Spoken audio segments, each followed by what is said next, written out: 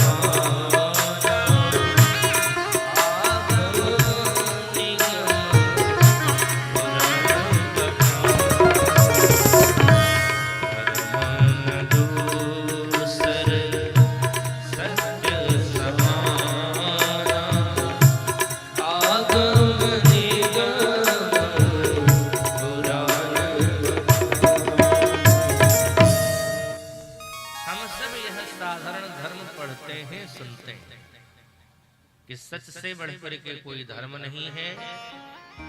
अहिंसक होना सबसे बड़ा धर्म है। पर ध्यान रखना, जरूरी नहीं कि सच बोलना धर्म ही होता है, जरूरी नहीं अहिंसक होना धर्म होता है। अगर आपके सच बोलने से कोई मारा जा रहा हो तो साहब वह सच झूठ से भी बड़ा अधर्म हो जाता है। आपने व्रत कर लिया है कि हम अहिंसक रहेंगे, हिंसावादी नहीं है, हम लड़ाई झगड़े से दूर रहते हैं, परंतु आपके सामने ही भारतीय संस्कृति की प्रतीक किसी अबला के शील हरण करने की कोशिश की जा रही हो। आपके साथ सामर्थ्य है, क्षमता है, बल है, लेकिन आप अगर पुस्तक में पढ़े हो, सुन के रखे हो कि अहिंसक होना सबसे बड़ा धर्म है, तो आपका उस समय अहिंसावादी होना ही सबसे बड़ा अधर्म हो जाएगा। श्रीमद् भागवत महापुराण का दर्शन करते हैं, श्री रामचरितमानस का दर्शन करते हैं। आज के समय में हमारे लिए ये दोनों ग्रंथ पंचम वेद के रूप में, चार वेद तो हैं लेकिन यह पंचम वेद है। और इन दोनों में एक एक पात्र का दर्शन अगर हम करें साहब, पितामह भीष्म है, इसमें रामायण में रामचरितमानस में जटायु, दोनों जमीन के नीचे गिरे हुए, जमीन पर गिरे हुए हैं और दोनों की अंतिम स्थिति में भगवान जाते हैं। पितामह भीष्म के भी अंतिम स्थिति में भगवान गए और जटायु के भी अंतिम स्थिति में भगवान गए। पितामह भीष्म ने भगवान की स्तुति करी है। इति मति रूप कल्पिता वितृष्णा भगवती सात्वत पुंगवे विभुम्नि स्वसुखमुपगते क्वचिद विहरतु प्रकृतिमुपेयुषि यदभप्रवाह त्रिभुवन कमनं तमालवर्णं रविकरगौरम्बराम्बरदधाने वपुरलककुलामृताननाब्जं विजय सखे रतिरस्तु मे नवद्या। पितामह भीष्म ने बड़ी सुंदर स्तुति करी है। स्तुति में ही भगवान से कहते हैं सरकार कृपा ऐसी करना, बस आपका दर्शन करते करते इस कलेवर का त्याग कर दूं, और जब तक इस कलेवर का त्याग न करूं तब तक आप इसी तरह से मंद मंद मुस्कुराते हुए मेरे सामने खड़े रहना। तो पता है भगवान ने क्या कहा? बाबा थोड़ा जल्दी करना, ज्यादा देर मत करना मरने में, यानी मर जाओ। पितामह भीष्म से कहते हैं थोड़ा जल्दी। श्री रामचरितमानस में भगवान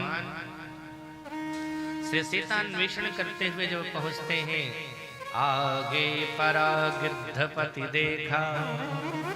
देखा कि जटायु गिरा हुआ है। भगवान दौड़ करके उस जटायु के सिर को अपनी गोद में रखते हैं। थोड़ा विचार करना, बड़े बड़े अमलात्मा विमलात्मा दिव्यात्मा महात्मागण जन्म जन्मांतर कल्प कल्पांतर युग युगांतर तक तपश्चर्या आराधना व्रत अनुष्ठान करते रहते हैं, पर किसी महात्मा के गोद में, किसी महात्मा के सिर को भगवान ने अपनी गोद में रखा हो तो बताओ। और जरा देखो इस जटायु के जीवन को, क्या करता था ये साहब। जीवन पर्यंत इसने आसमान की अनंत ऊंचाइयों पर उड़ान भरी है। भले ही ये ऊंची उड़ान बढ़ता था, लेकिन इसके नीचे निगाहें रखती थी। ये देखता था नीचे ही और ढूंढता था क्या ये। नीचे देख करके भी कोई अच्छी चीज नहीं ढूंढता था, ये शवों को ढूंढता था, लाश को ढूंढता था। और जब उसे दिख जाती थी कोई लाश, उस पर आ जाता था। जिंदगी भर इसने मांस नोच नोच करके खाया। गीध अधम खग आमिष भोगी, और उसको भगवान अपने गोद में रख रहे हैं। इतना ही नहीं, जटायु के पंख जो कटे थे उनमें वो धूल घुस गए थे। भगवान ने अपनी जटाओं को खोल करके उन जटाओं से उस धूल को साफ करना शुरू किया। जटायु के आंखों में आंसू आ गए। जटायु ने रोते हुए कांपते स्वर में कहा, सरकार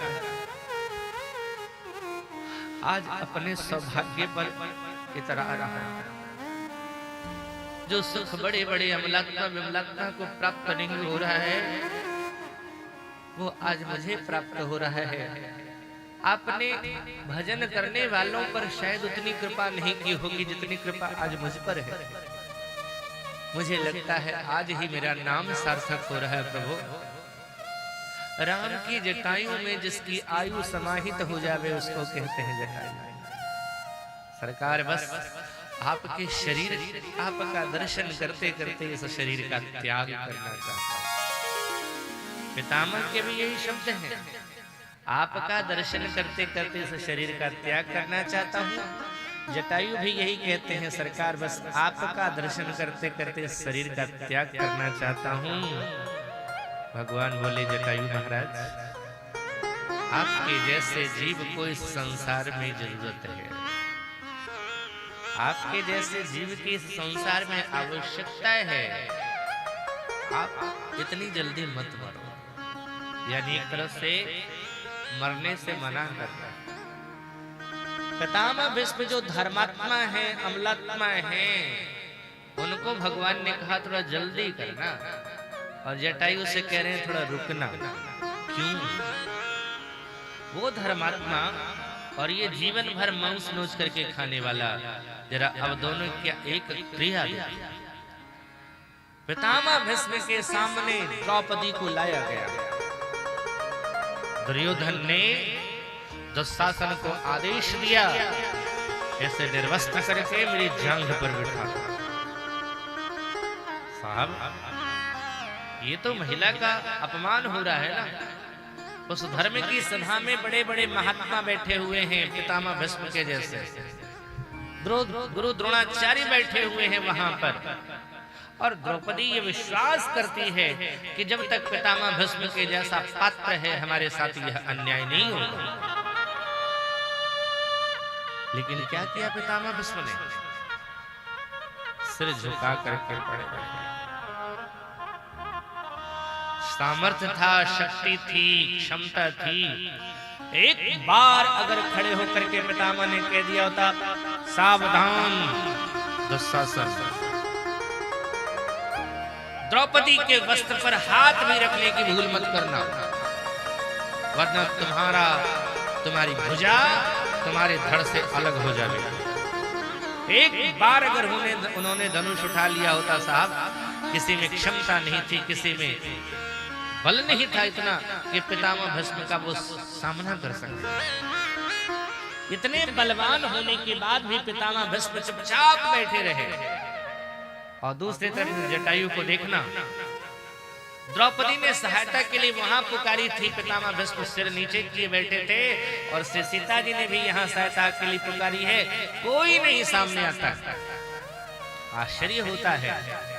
उस बात पर चिंतन करना, बड़े बड़े महात्मा थे जो राम का भजन करने के लिए घर द्वार छोड़ करके आ गए थे यहाँ पर, और उसी राम की भार्या का हरण करके रावण लेकर के जा रहा था।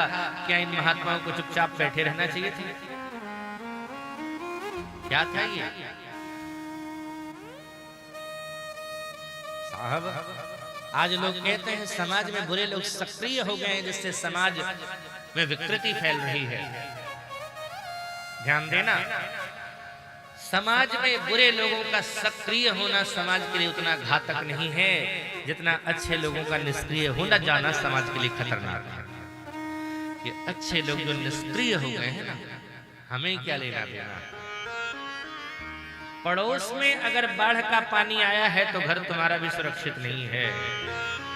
पड़ोसी के घर में अगर आग लगी है और तुम सोचते हो कि उसके घर में आग लगी है, वो जाने, घर तुम्हारा भी बचने वाला नहीं है। इसलिए समाज में कहीं भी बुराई दिखे, समाज में कहीं भी अन्याय दिखे, उसे रोकना चाहिए।